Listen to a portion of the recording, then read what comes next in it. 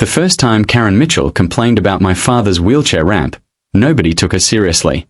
My name is Daniel Carter, and I live in a quiet suburban town outside Richmond, Virginia.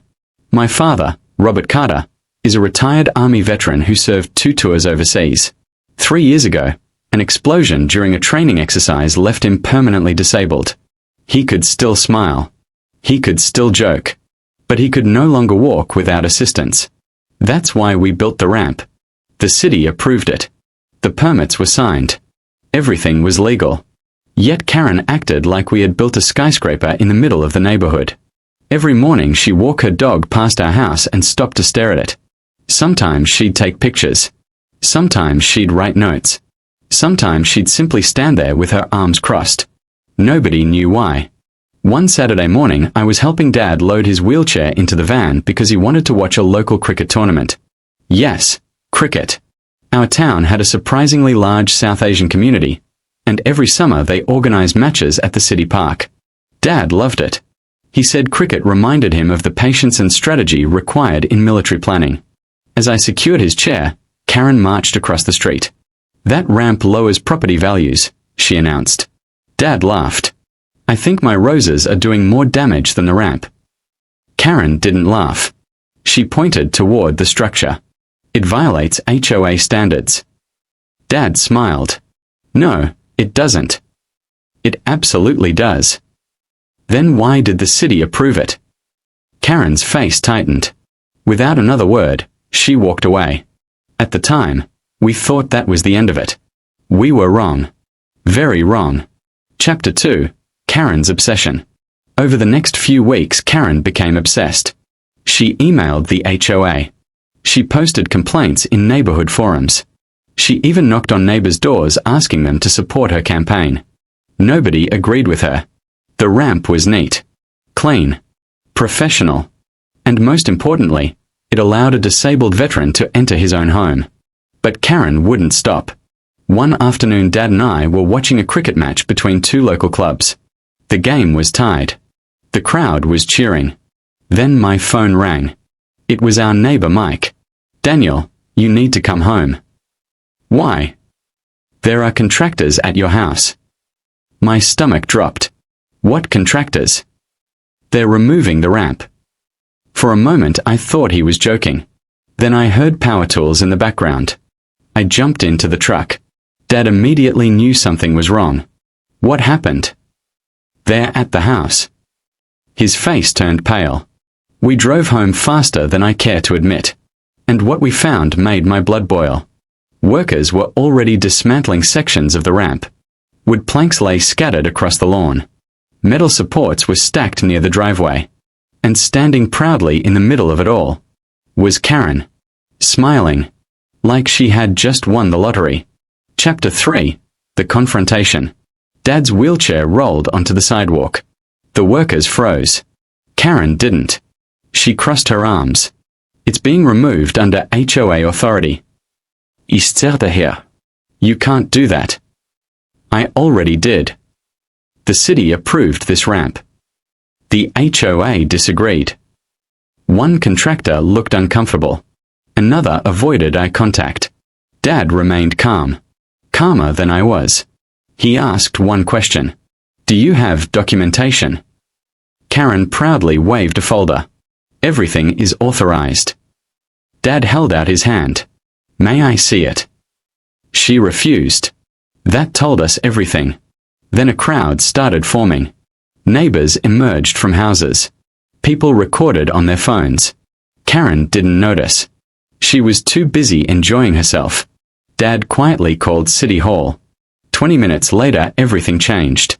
Because the city official on the phone had never heard of any removal order. Not one. Not a single document existed. Karen had lied. And dozens of cameras had captured it. Chapter 4. The town starts watching. News spreads quickly in small towns. By evening, the videos were everywhere. Local Facebook groups. Community forums. Neighborhood pages. People were furious. A disabled veteran had just lost access to his home. And the person responsible seemed proud of it. The next morning a reporter arrived. Then another. Then another. Suddenly, Karen's actions weren't just neighborhood gossip. They were town-wide news. Dad didn't seek attention. He hated publicity. But he agreed to tell his story. The interview aired that night. Millions of viewers wouldn't see it. But thousands did.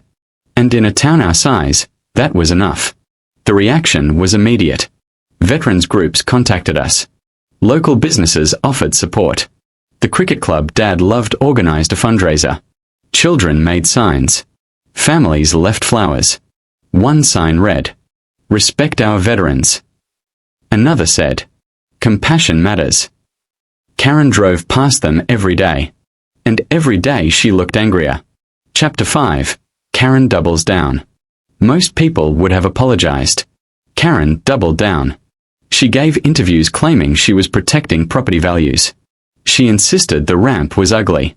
She insisted she was right. Each statement made things worse. Then a local journalist uncovered something shocking. Karen wasn't authorized to order the removal. Not by the HOA. Not by the city. Not by anyone. She had acted completely on her own. The contractors believed her because she presented herself as an HOA representative. Suddenly the story changed. This wasn't an HOA dispute anymore. This was potential fraud. And authorities started asking questions. Chapter 6. The Cricket Tournament.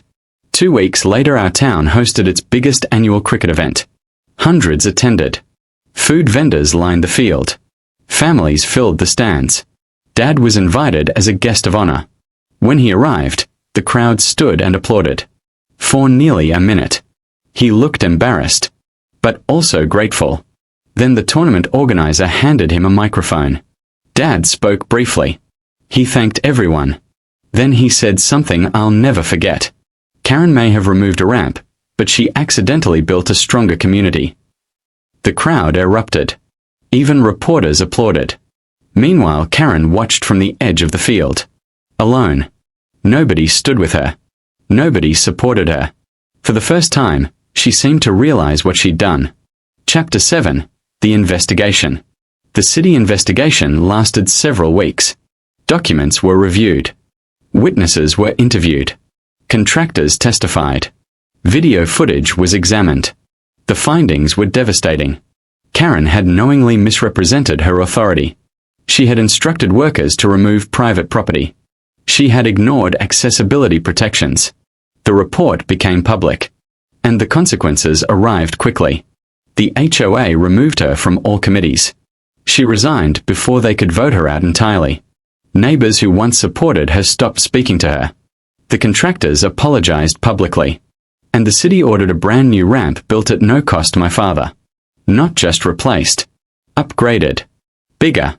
Safer. Better. Final chapter. The entire town was watching. 3 months later the new ramp was completed. The mayor attended the ribbon-cutting ceremony.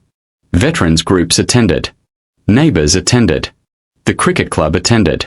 Nearly the entire town seemed to be there. Dad rolled up the ramp slowly.